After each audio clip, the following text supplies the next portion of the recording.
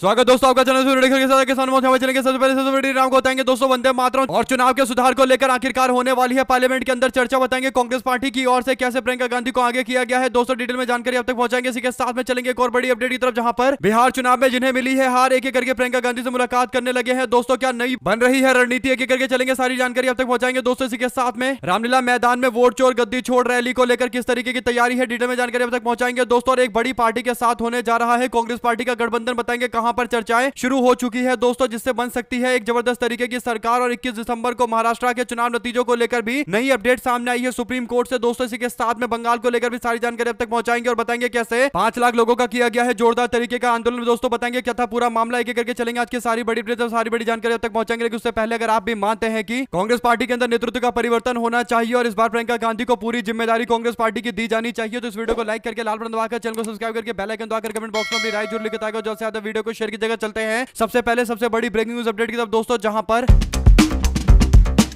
राष्ट्रीय गीत वंदे मातरम के 150 साल पूरे होने के बाद आज संसद के अंदर चर्चा होने वाली है दोस्तों। जो जानकारी है उसके अनुसार पूरे दिन जोरदार तरीके से चर्चा होगी। 3 दिनों का टाइम रखा गया है। सोमवार, मंगलवार, बुधवार को लोकसभा के अंदर 3 बड़े मामले को लेकर चर्चा होने वाली है। वंदे मातरम और चुनाव सुधार को लेकर सबसे बड़ी चर्चा होगी दोस्तों, यानी एसआईआर और बिहार चुनाव के नतीजों को लेकर भी विपक्ष के लोगों को अपनी बात रखने का मौका दिया जाएगा। ऐसे में कांग्रेस पार्टी की ओर से अपने प्रवक्ताओं की लिस्ट जारी कर दी गई है दोस्तों की कौन कौन बोलने के लिए कांग्रेस पार्टी की ओर से मोर्चा संभालेगा। ऐसे में चर्चा को लेकर जो जानकारी है उसके अनुसार कांग्रेस पार्टी ने प्रियंका गांधी को आगे करने का फैसला लिया है दोस्तों। केसी वेणुगोपाल प्रियंका गांधी के साथ में मनीष तिवारी, वर्षा गायकवाड़, मोहम्मद जावेद और उज्जवल रमन सिंह के साथ साथ ईसा खान और रवि मल्लू के साथ साथ इमरान मसूद और गोवाल पदवी के साथ साथ ज्योति मणि भी इसमें शामिल होंगे दोस्तों। राज्यसभा की ओर से मोर्चा संभालने के लिए मल्लिकार्जुन खड़गे खुद सामने आने वाले हैं दोस्तों। यानी आज सोमवार को प्रधानमंत्री वंदे मातरम के 150वें वर्षगांठ के मौके पर लोकसभा के अंदर भाषण देंगे और नरेंद्र मोदी के भाषण के बाद शुरुआत की जाएगी प्रियंका गांधी के भाषण से। और प्रियंका गांधी नरेंद्र मोदी के भाषण का जवाब देने के लिए खड़ी होंगे दोस्तों, यानी मोदी के सामने प्रियंका गांधी को खड़ा किया जा रहा है दोस्तों। अगर आप भी मानते हैं कि अब टाइम आ चुका है कि हर मौके पर नरेंद्र मोदी को जवाब देने के लिए प्रियंका गांधी को आगे किया जाना चाहिए और कांग्रेस पार्टी के अंदर प्रियंका गांधी की बड़ी भूमिका होनी चाहिए, तभी जाकर कांग्रेस पार्टी में जबरदस्त तरीके का परिवर्तन आएगा और देश के अंदर भी विपक्ष एक मजबूत विपक्ष के तौर पर नजर आने वाला है। और देश में कई सारे चुनाव अगर प्रियंका गांधी के नेतृत्व में लड़े जाएंगे तो नतीजे एकदम अलग तरीके के आएंगे। अगर आप भी इस बात का समर्थन करते हैं और मानते हैं कि जैसे नरेंद्र मोदी का जवाब देने के लिए दीदी को आगे किया जा रहा है, इसी तरीके से हर बार उन्हीं को आगे करके उनको ही नरेंद्र मोदी का जवाब देने के लिए आगे करना चाहिए, तो अपनी राय जरूर लिखा जाएगा दोस्तों। ज्यादा वीडियो को शेयर कीजिएगा। चलते हैं एक और बड़ी अपडेट की तरफ, जहां पर दिल्ली के अंदर हुए एक अहम राजनीतिक संवाद में उत्तर प्रदेश के प्रभारी सचिव तौकीर आलम ने कांग्रेस पार्टी के महासचिव प्रियंका गांधी से मुलाकात करते हुए बिहार चुनाव के नतीजों और सीमांचल की बदहाली और एनडीए पर लगे लोकतंत्र विरोधी आरोप पर विस्तार से चर्चा की है दोस्तों। मुलाकात के दौरान दोनों नेताओं ने चुनावी प्रक्रिया, जनता के मुद्दे और क्षेत्रीय विकास को लेकर गंभीर चिंताएं व्यक्त की है। सीमांचल में संगठन को मजबूत करने पर भी जोर दिया गया है। तौकीर आलम ने प्रियंका गांधी से बिहार चुनाव के दौरान एनडीए गठबंधन पर कथित लोकतंत्र विरोधी गतिविधि में शामिल होने की जानकारी दी है दोस्तों। आरोप लगाया गया कि भाजपा सरकार ने बिहार के चुनाव में 10-10 हजार रुपए बांटे थे, जिसका असर इस तरीके के चुनाव के नतीजों से हुआ है। प्रियंका गांधी ने बरारी विधानसभा जो कटिहार जिले के अंतर्गत सीमांचल और पूरे बिहार के चुनावी नतीजों को लेकर भी उन्होंने चिंता जाहिर की है दोस्तों। आपको बता दें कि बरारी से चुनाव लड़ रहे थे तौकीर आलम, जो उत्तर प्रदेश में कांग्रेस पार्टी के प्रभारी सचिव है दोस्तों। प्रियंका गांधी के काफी करीबी नेता है। कांग्रेस पार्टी का उत्तर प्रदेश में संगठन विस्तार में इनका बड़ा रोल था। 2024 के चुनाव के नतीजे जो इंडिया गठबंधन के फेवर में पूरी तरीके से आए थे दोस्तों, इसके पीछे कई सारे लोगों ने मेहनत की थी, जिसमें से एक तौकीर आलम भी थे। इसीलिए उनको बिहार से चुनाव लड़वाया जा रहा था, अपने क्षेत्र से चुनाव लड़वाया जा रहा था, लेकिन उनको हार का सामना करना पड़ा। और प्रियंका गांधी ने उत्तर प्रदेश को लेकर बरारी के कांग्रेस पार्टी के प्रत्याशी से मुलाकात की है दोस्तों। ऐसे में एक बात तय है कि अब कांग्रेस पार्टी के नेत्री प्रियंका गांधी कई मौके पर अब मोर्चा संभाल रही है दोस्तों। 2 शब्द जरूर लिखकर बताएगा। चलते हैं एक और बड़ी अपडेट की तरफ, जहां पर 14 तारीख को दिल्ली के अंदर वोट चोर गद्दी छोड़ महारैली का आयोजन किया जाने वाला है। कांग्रेस पार्टी की ओर से राहुल गांधी इसका नेतृत्व करेंगे और रामलीला मैदान में दिल्ली में 14 दिसंबर को होने वाली इस रैली को लेकर लगातार जोर शोर से तैयारियां चल रही है दोस्तों। अभी इस सप्ताह ही कांग्रेस पार्टी के पास तैयारी करने का मौका रह गया है। आज से लेकर संडे तक कांग्रेस पार्टी अपनी तैयारियों में और जोर शोर से आगे बढ़ने वाली है। ऐसे में 14 दिसंबर को दिल्ली के रामलीला मैदान में कांग्रेस पार्टी की शक्ति प्रदर्शन का एक अग्नि परीक्षा होगा और कांग्रेस पार्टी के द्वारा जो वोट चोर गद्दी छोड़ मूवमेंट चलाया जा रहा है, आंदोलन चलाया जा रहा है, उसमें जनता का कितना सहयोग है, ये इस बात से पता चलेगा कि आंदोलन कितना ज्यादा सफल हुआ है या फिर आंदोलन में सफलता नहीं मिली है। जो भी जानकारी होगी दोस्तों वो 14 तारीख को ही पता चलेगी। लेकिन 2 लाख के आसपास कार्यकर्ताओं की भीड़ जुटाने का फैसला कांग्रेस पार्टी ने लिया है। इसके लिए अलग अलग राज्यों के कांग्रेस पार्टी इकाई को काम पर लगा दिया गया है। जो भी जानकारी इससे जुड़ी आगे आती रहेगी, आप लगातार अपडेट पहुंचाएंगे दोस्तों। लगातार पोस्टरें जारी किए जा रहे हैं, यानी लोगों के बीच में मैसेज फैलाया जा रहा है कि कांग्रेस के कार्यकर्ताओं के साथ में आम जनता को भी ज्यादा से ज्यादा इस रैली में जोड़ने की कोशिश की जा रही है। 2 शब्द जरूर लिखकर बताएगा अगर आप भी मानते हैं कि कांग्रेस पार्टी की इस रैली से ही पता चलेगा कि आखिर वोट चोर गद्दी छोड़ का जो नारा राहुल गांधी ने दिया है वो कहां तक पहुंचा है। इस नारे से लोगों ने अपने आप को कितना जोड़ा है या फिर इस नारे से लोग अब कितने ज्यादा दूर हैं। जो भी जानकारी आती रहेगी इससे जुड़ी आप तक लगातार पहुंचाते रहेंगे। चलते हैं एक और बिग न्यूज अपडेट की तरफ दोस्तों, जहां पर कांग्रेस पार्टी को एक बड़ा ऑफर मिल रहा है गठबंधन का। दरअसल खबर यह है कि केंद्र शासित प्रदेश पुडुचेरी के अंदर और केरल में आगामी विधानसभा चुनाव को लेकर हलचलें तेज हो गई है दोस्तों। इसी बीच तमिलनाडु के सुपरस्टार विजय की पार्टी तमिल का वेट्री कजगम पार्टी और कांग्रेस पार्टी के बीच में राजनीतिक नजदीकियां बढ़ती जा रही है दोस्तों। कारण यह है कि कांग्रेस पार्टी चाहती है कि उसके पास उसका पुराना राज्य पुडुचेरी वापस लौट आए। ऐसे में कांग्रेस पार्टी को जरूरी है कि किसी एक तमिल पार्टी के साथ में उन्हें गठबंधन करना पड़ेगा। डीएमके के साथ गठबंधन किया था लेकिन कांग्रेस पार्टी को पिछले पुडुचेरी के चुनाव में हार का सामना करना पड़ा। ऐसे में अगर पुडुचेरी के अंदर जीतना है तो पार्टी को किसी तमिल पार्टी के साथ में गठबंधन करना पड़ेगा। ऐसे में अगर डीएमके के साथ में गठबंधन करते हैं तो डीएमके कहीं ना कहीं पुडुचेरी में जितनी सीटें मांगेगी उतनी ही सीटें तमिलनाडु के अंदर कांग्रेस पार्टी को देगी दोस्तों। एक तरीके से डीएमके इस बात पर तमिलनाडु के अंदर डील करती है कि पुडुचेरी के अंदर कांग्रेस पार्टी डीएमके को कितनी सीटें लड़ने को देगी, यानी दबाव की राजनीति की जाती है, जिसके कारण ना तो तमिलनाडु के अंदर कांग्रेस पार्टी का उदय हो पा रहा है, ना ही दोस्तों पुडुचेरी के अंदर कांग्रेस पार्टी अपने खोए हुए जमीन को वापस ले पा रही है। ऐसे में कांग्रेस के पास ये मौका है कि वो पुडुचेरी के अंदर एक तमिल पार्टी के साथ में गठबंधन करे और टीवीके पार्टी यानी थालापति विजय की पार्टी के लिए कांग्रेस पार्टी का साथ आना जरूरी है ताकि वो राजनीतिक तौर पर अपने आप को मजबूत दिखा सके। और कांग्रेस पार्टी जैसी पुरानी पार्टियों का साथ मिलेगा तो लोगों के बीच में मैसेज जाएगा कि टीवीके पार्टी भी अस्तित्व में आ सकती है, उसको भी जोरदार तरीके का समर्थन मिल सकता है। ऐसे में दोस्तों टीवीके पार्टी को जरूरत है कि कांग्रेस पार्टी उनके साथ में और कांग्रेस पार्टी को भी किसी एक तमिल पार्टी की जरूरत है। ऐसे में थालापति विजय की लोकप्रियता इतनी ज्यादा है कि कांग्रेस पार्टी को पुडुचेरी में जीतने का मौका मिल सकता है। ऐसे में दोस्तों टीवीके पार्टी और कांग्रेस पार्टी के बीच में लगातार चर्चा चल रही है गठबंधन बनाने को लेकर। सूत्रों की माने तो घंटों बैठ के चल रही है। कांग्रेस पार्टी के राष्ट्रीय डेटा एनालिस्ट प्रमुख रणनीतिकार प्रवीण चक्रवर्ती ने हाल ही में विजय से उनकी पार्टी के शीर्ष नेताओं से मुलाकात की है दोस्तों। पट्टिनम पक्कम के अंदर एक निजी आवास पर बंद कमरे में यह बैठक हुई है। सूत्रों की माने तो घंटों चली इस बैठक में पुडुचेरी में टीवीके पार्टी के समर्थन की संभावना पर बातचीत की गई है। हालांकि कांग्रेस पार्टी दोनों स्थिति के लिए पूरी तरीके से तैयार है। डीएमके के साथ मिलकर लड़ना है तब भी कांग्रेस पार्टी तैयार है और विजय के साथ मिलकर विजय की लोकप्रियता का इस्तेमाल करके पुडुचेरी के अंदर सरकार बनाने की स्थिति में आना है तो भी कांग्रेस पार्टी पूरी तरीके से तैयार दिखाई दे रही है। ऐसे में केरल और पुडुचेरी में कांग्रेस पार्टी के लिए टीवीके का समर्थन काफी ज्यादा अच्छा रहेगा। हालांकि कांग्रेस पार्टी केरल के अंदर गठबंधन करने को लेकर थोड़ा हिचकिचा सकती है क्योंकि पहले से ही यूडीएफ पार्टी में गठबंधन में कई सारी पार्टियां हैं दोस्तों। टीवीके पार्टी के लिए अलग से सीट निकालना भी काफी मुश्किल काम हो सकता है, लेकिन अगर पुडुचेरी में गठबंधन बनाने की बात होगी तो जरूर कांग्रेस पार्टी इस पर विचार विमर्श कर रही है। अगर आप भी मानते हैं कि हर तरीके के उपाय किए जाने चाहिए कांग्रेस पार्टी को अपने पुराने स्वरूप में लौटने के लिए तो अपनी राय जरूर लिखकर बताइएगा दोस्तों। चलते हैं एक और बड़ी अपडेट की तरफ जिसमें महाराष्ट्र के नगर निकाय के चुनाव की तारीखों को लेकर बड़ा अपडेट सामने आया है दोस्तों। आपको बता दें कि सुप्रीम कोर्ट के अंदर 20 दिसंबर को दूसरे फेज की वोटिंग के बाद 21 दिसंबर को राज्य के सभी नगर निकाय चुनाव के नतीजे घोषित करने का रास्ता साफ कर दिया गया है। सुप्रीम कोर्ट ने मुंबई हाई कोर्ट के नागपुर बेंच के फैसले को हरी झंडी दे दी है दोस्तों। बता दें कि मुंबई हाई कोर्ट ने महाराष्ट्र के राज्य के चुनाव आयोग को 20 दिसंबर को वोटिंग के अगले दौर के दौरान होने वाले नगरीय निकाय चुनाव के नतीजे घोषित करने का निर्देश दिया था। हाईकोर्ट ने क्यों लगाई थी रोक, इसे लेकर सबसे ज्यादा चर्चा बनी रही दोस्तों। आपको बता दें कि 3 दिसंबर को काउंटिंग यानी नतीजे आने चाहिए थे, लेकिन हाईकोर्ट ने एक याचिका पर सुनवाई करते हुए नागपुर की बेंच ने 2 दिसंबर को हुए चुनाव की मतगणना 20 दिसंबर को करने का निर्णय लिया। और इस फैसले की वजह यह थी कि 3 दिसंबर को नतीजे आते तो 24 स्थानीय निकाय जहां पर वोटिंग 20 तारीख को होगी वहां पर मतदान प्रभावित हो सकता था। अदालत ने कहा कि जब 20 तारीख को 24 स्थानीय निकाय चुनाव भी होंगे तो फिर नतीजे बाद में ही घोषित कर दिए जाए, एक साथ ही घोषित कर दिए जाए, क्योंकि एग्जिट पोल और तमाम तरीके की चीजों से अलग अलग क्षेत्रों के अंदर माहौल अलग तरीके का हो सकता था। लोगों को यह लगता कि यहां पर वो जीत रहा है तो उस हिसाब से वोट डालते, लेकिन अब महाराष्ट्र के अंदर 21 तारीख को नतीजे आएंगे और मामला जब अब सुप्रीम कोर्ट पहुंचा तो सुप्रीम कोर्ट ने भी हाईकोर्ट के फैसले पर मोहर लगा दी और कहा है कि थोड़ा और इंतजार करिए, 21 तारीख को सारे नतीजे घोषित कर दिए जाएंगे। अब देखना यह है कि जब स्थानीय निकाय चुनाव के नतीजे सामने आएंगे दोस्तों तो कई जगह पर कांग्रेस पार्टी और शिंदे का गठबंधन हुआ है, कई जगह पर कांग्रेस पार्टी और अजित पवार पार्टी का गठबंधन हुआ है, तो वहां पर नतीजे किस तरीके के होते हैं, क्या ये गठबंधन जनता स्वीकार करती है? अगर ऐसा है तो भविष्य की राजनीति भी इससे तय होने वाली है। 2 शब्द जरूर लिखकर बताएगा इस पूरे मामले पर दोस्तों, और ज्यादा से ज्यादा वीडियो को शेयर कीजिएगा अगर आप भी मानते हैं कि कहीं ना कहीं महाराष्ट्र के अंदर स्थानीय निकाय के चुनाव से बहुत कुछ तय होने वाला है और अब समय आ चुका है महाराष्ट्र के अंदर एक बड़े परिवर्तन का, और ये परिवर्तन ही महाराष्ट्र की आगे की दिशा को तय करेंगे। तो लिखकर जरूर बताएगा दोस्तों। चलते हैं एक और बड़ी अपडेट की तरफ जिसमें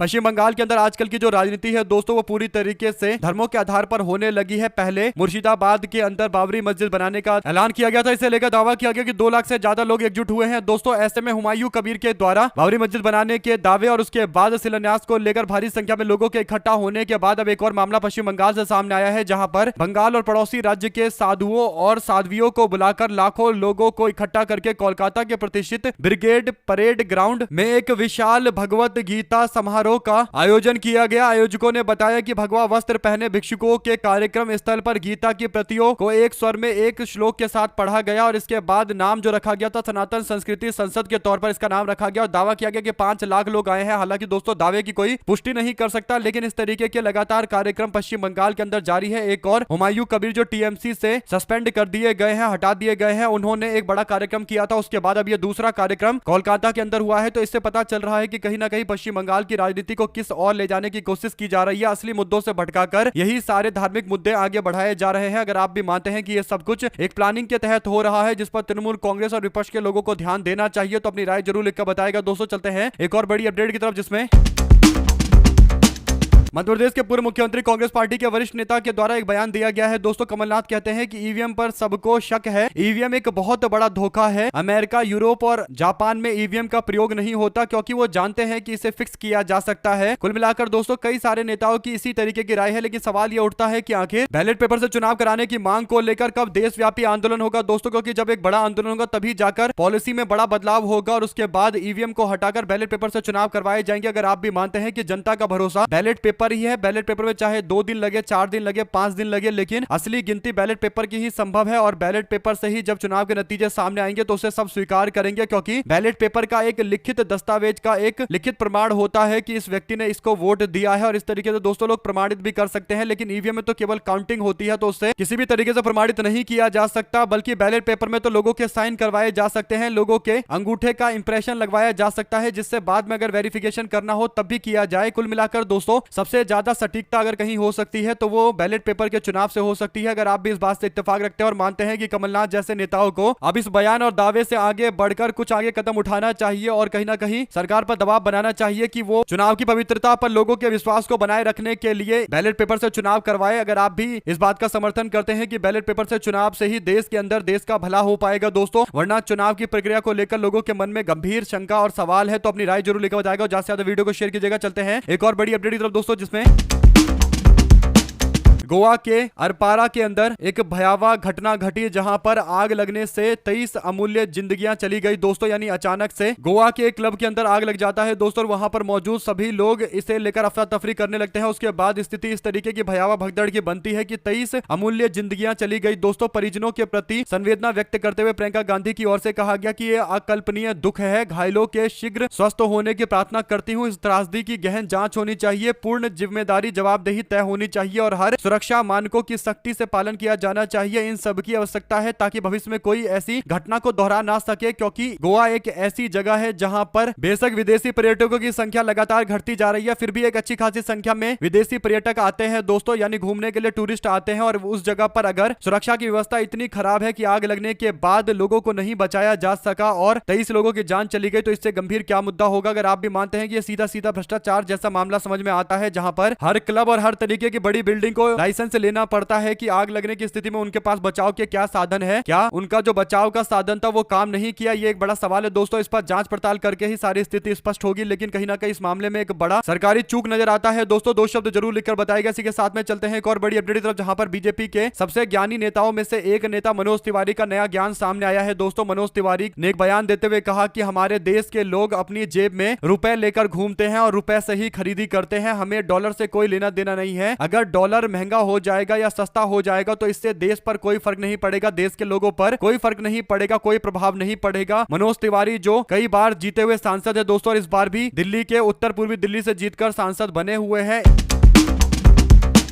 इनको इतना भी नहीं पता कि डॉलर और रुपए का एक्सचेंज रेट अगर डॉलर के समर्थन में और भारत के खिलाफ यानी रुपए के खिलाफ होता है तो इससे भारत बुरी तरीके से प्रभावित होता है। दोस्तों आम जनता गैस सिलेंडर पर काम करती है, गैस सिलेंडर पर खाना बनाती है, एलपीजी का इस्तेमाल करती है, डीजल और पेट्रोल का इस्तेमाल करती है दोस्तों। और भारत का 90% से ज्यादा तेल विदेश से आता है और इस तेल को खरीदने के लिए भारत के रुपए का इस्तेमाल नहीं होता, बल्कि भारत के रुपए का इस्तेमाल पहले डॉलर खरीदने के लिए होता है और उस डॉलर का इस्तेमाल करके तेल खरीदा जाता है। तो अगर भारत का रुपया कमजोर हो रहा है तो कम डॉलर खरीद पाएंगे और उससे तेल भी कम खरीद पाएंगे, यानी महंगाई लगातार डीजल और पेट्रोल को लेकर और एलपीजी को लेकर बढ़ेगी दोस्तों, जिससे गैस सिलेंडर महंगे होंगे और सीधा जनता के किचन के ऊपर असर पड़ेगा। इसी के साथ में जब डीजल पेट्रोल के दाम बढ़ जाएंगे तो बड़े बड़े ट्रकों पर लाद कर गांव से जो शहरों के अंदर सामान जाता है दोस्तों, खासकर जो फल सब्जी वगैरह जाती है, तो क्योंकि डीजल पेट्रोल के दाम बढ़ गए तो फिर ले जाने का कीमत भी बढ़ जाएगा, कॉस्ट भी बढ़ जाएगा, जिसके कारण सब्जी और फलों के दाम भी बढ़ जाएंगे और आम जनता पर इसका सीधा असर देखने को मिलेगा। राशन के सामान महंगे हो जाएंगे दोस्तों, और हो भी रखे हैं। साथ साथ जो लोग फोन इस्तेमाल करते हैं वो भी बाहर से ही बनकर आता है, विदेशों से आता है, और फोन भी महंगे हो जाएंगे, जिससे लोगों के जनजीवन पर अच्छा खासा असर पड़ेगा दोस्तों। और बाहर में जो बच्चे भारत के पढ़ने के लिए जाते हैं उनको भी काफी दिक्कतों का सामना करना पड़ेगा और उनका खर्च भी बढ़ जाएगा, जो लोन पर पढ़ने के लिए दुनिया भर के देशों के अंदर जाते हैं दोस्तों। ऐसे और भी कई तरीके के उदाहरण जिससे सीधा असर आम जनता के ऊपर पड़ता है। लेकिन भारतीय जनता पार्टी के नेता मनोज तिवारी को कौन बताए कि इसके लिए बेसिक यानी थोड़ी तो इकोनॉमी की, अर्थशास्त्र की नॉलेज होनी चाहिए। अगर आप भी मानते हैं कि और उम्मीद क्या ही की जा सकती है ऐसे व्यक्ति से जो जनता को बेवकूफ समझते हुए इस तरीके का बयान देते हैं और गोदी मीडिया से जो ऐसे बयान को सुन लेती है और सामने से जवाब भी नहीं देती। दो शब्द जरूर लिखकर बताएगा दोस्तों। चलते हैं एक और बड़ी अपडेट जिसमें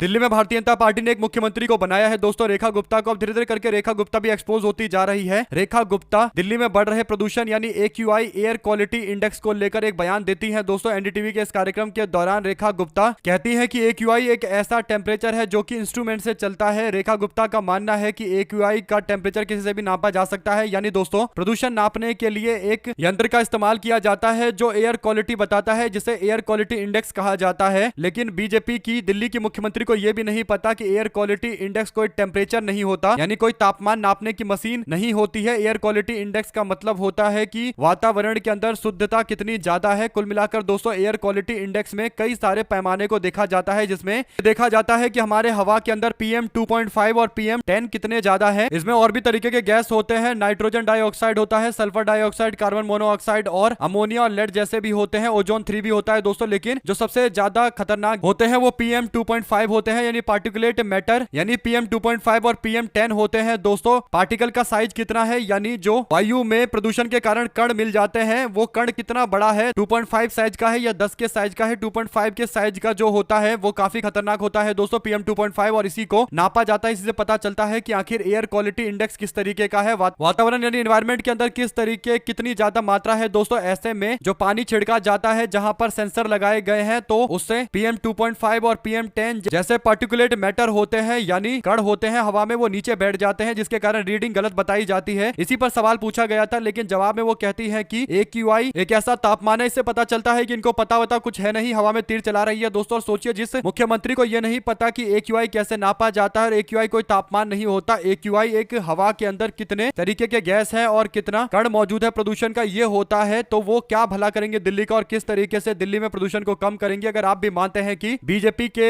नेता जो मुख्यमंत्रियों को लेकर दावे करते रहते हैं कि उनका मुख्यमंत्री इतना पढ़ा लिखा है दोस्तों, यानी ड्यू से पढ़ी हुई है रेखा गुप्ता, लेकिन उनको शायद बेसिक जानकारी नहीं है कि प्रदूषण होता क्या है। अगर आप भी मानते हैं कि यही दुर्भाग्य है दिल्ली वालों का अगले 5 साल तक, तो अपनी राय जरूर लिखकर बताएगा। ज्यादा से ज्यादा वीडियो को शेयर कीजिएगा दोस्तों। चलते हैं एक और बड़ी अपडेट जिसमें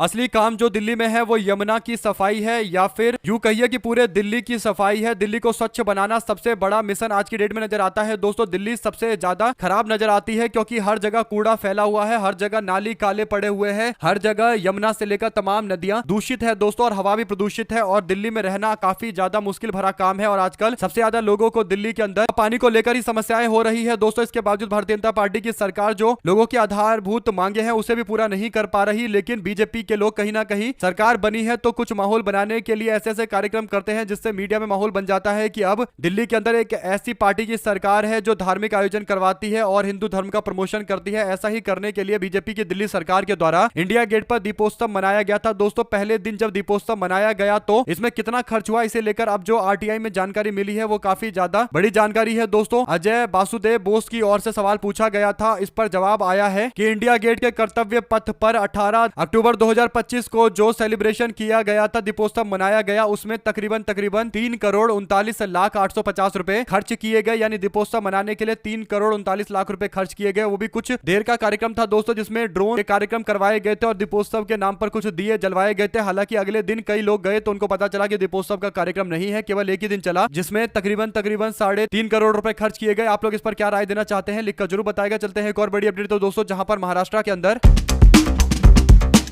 महाराष्ट्र के विधानसभा का शीतकालीन सत्र सोमवार को नागपुर में शुरू होने जा रहा है और आज से शुरू होने वाले सत्र को लेकर 8,000 से ज्यादा लोगों को, पुलिस वालों को मैदान में उतारा जा रहा है। दोस्तों आपको बता दें कि 5,000 पुलिसकर्मी नागपुर में है, 3,000 पुलिसकर्मी महाराष्ट्र के अलग अलग जिलों से बुलाए जा रहे हैं। टोटल मिलाकर 8,000 के आसपास सुरक्षा कर्मियों को बुलाया जा रहा है और ऐसा इसलिए किया जा रहा है क्योंकि सुरक्षा के अतिरिक्त इंतजाम करने जरूरी है। जिस तरीके से नागपुर के अंदर हाल फिलहाल के अंदर जोरदार तरीके का विरोध हुआ था दोस्तों, चाहे कांग्रेस पार्टी के द्वारा विरोध किया गया हो या फिर कुछ दिनों पहले एक बड़ा दंगा हुआ था दो समुदाय के बीच में, इन्हीं मामलों के इर्द गिर्द 8,000 के आसपास सुरक्षा कर्मियों को लगाया जा रहा है। भारी संख्या में सुरक्षा कर्मी लगाए जा रहे हैं। हालांकि इसके पीछे एक कारण यह भी है कि महाराष्ट्र के अंदर विपक्ष की ओर से सत्र का बहिष्कार करने का ऐलान किया गया है दोस्तों, और सबसे बड़ा कारण बहिष्कार करने का यह है कि भाजपा की सरकार नेता प्रतिपक्ष का पोस्ट विपक्ष के लोगों को देने को तैयार नहीं है। आप लोग क्या कहना चाहते हैं, अपनी राय जरूर लिखकर बताइएगा।